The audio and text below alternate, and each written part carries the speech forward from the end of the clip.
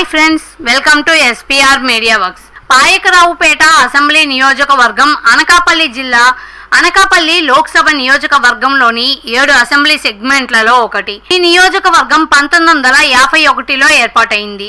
2019 నాటికి ఈ నియోజకవర్గంలో మొత్తం 2,40,285 మంది ఓటర్లు ఉన్నారు. పాయకరావుపేట అసెంబ్లీ నియోజకవర్గం విషయానికి వస్తే తెలుగుదేశం, వైసీపీ రెండు బలంగా ఉన్న నియోజకవర్గం పాయకరావుపేట.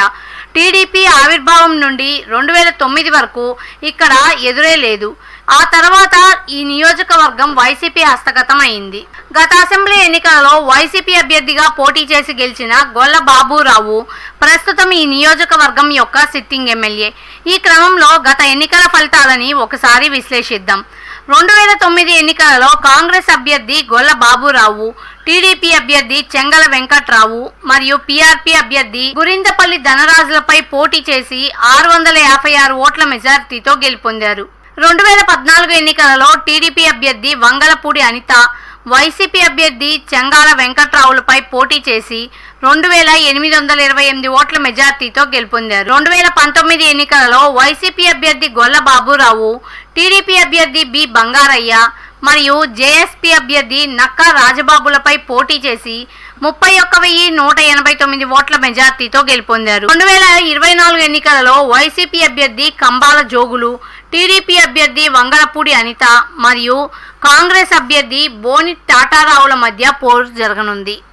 ప్రజాస్వామ్యం వర్ధిల్లాలన్నా, మన జీవితాలు తలరాతలు మారాలన్నా అది కేవలం ఒక్క ఓటుతోనే సాధ్యం. మనం వేసే ఓటు మన భవిష్యత్తును, రాబోయే తరాల మనుగడను నిర్ణయిస్తుంది. అంతేకాదు, మన ఓటుతోనే నవ సమాజం నిర్మితమవుతుంది, ఇంకా దేశ దిశ దశను మారుస్తుంది. ఓటు అనే 2 అక్షరాల పదం దేశ చరిత్రనే మార్చేస్తుంది. కేంద్ర ప్రభుత్వం జనవరి 25ను జాతీయ ఓటర్ల దినోత్సవంగా ప్రకటించింది. కుల, మత, ప్రాంత, లింగ, జాతి, భాష అనే భేదం లేకుండా దేశంలో నివసించే 18 సంవత్సరాలు నిండిన పౌరులు అందరికీ భారత రాజ్యాంగం ఆర్టికల్ 326 ద్వారా ఓటు హక్కును కల్పిస్తుంది. ప్రజాస్వామ్యాన్ని గౌరవించాల్సిన బాధ్యత ప్రతి పౌరుడిపై ఉంది. ప్రజాస్వామ్యానికి ఓటే పునాది. దేశ, రాష్ట్ర భవిష్యత్తును నిర్ణయించేది ఈ ఓటే. అలాంటి ఈ ఓటును డబ్బుకు, మద్యానికి అమ్ముకోకుండా భారత ప్రజాస్వామ్య పరిరక్షణ కోసం ప్రతి ఒక్కరూ తప్పనిసరిగా తమ ఓటు హక్కు వినియోగించుకోవాలి.